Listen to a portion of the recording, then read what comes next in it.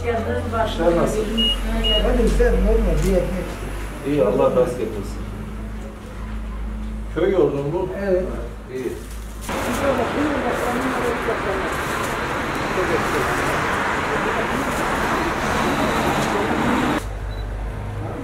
Makarnalarımız var.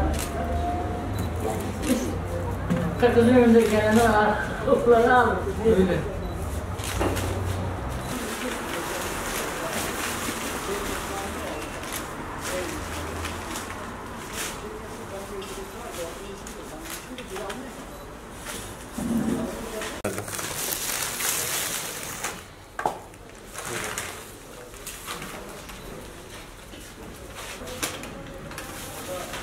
O yedim.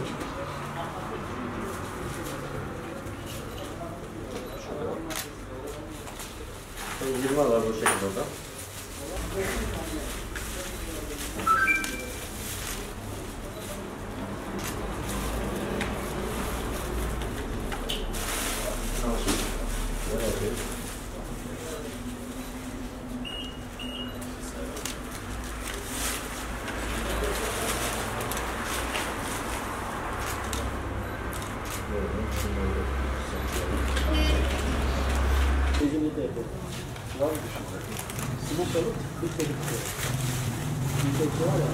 Evet.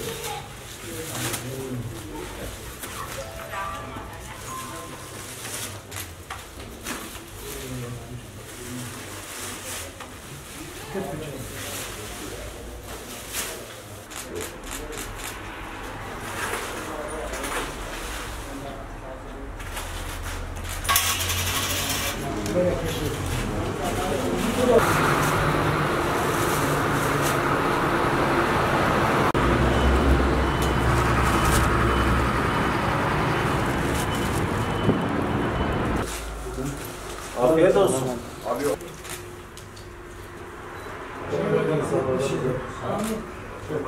41 13 26 daha. Tamam. Bizim memlekette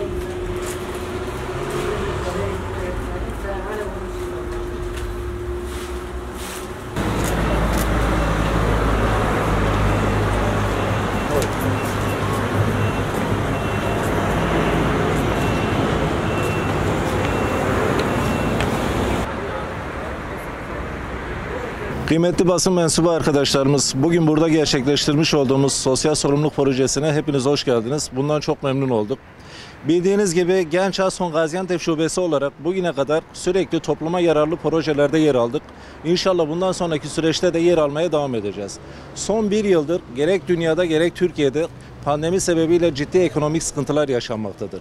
Ve bu sıkıntıların içinde zorluklar yaşayan mahalle esnafımızı unutmadığımızı göstermek adına bugün ben ve üyelerimle birlikte Genç Askon ailesi olarak mahalle esnafımızdan alışveriş yaptık.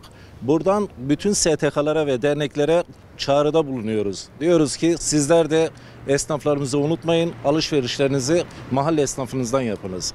Allah can sağlığı verirse bugünden itibaren Genç Askon'un Türkiye'de bulunan bütün şubelerinde bu sosyal sorumluluk projesi faaliyete geçecektir.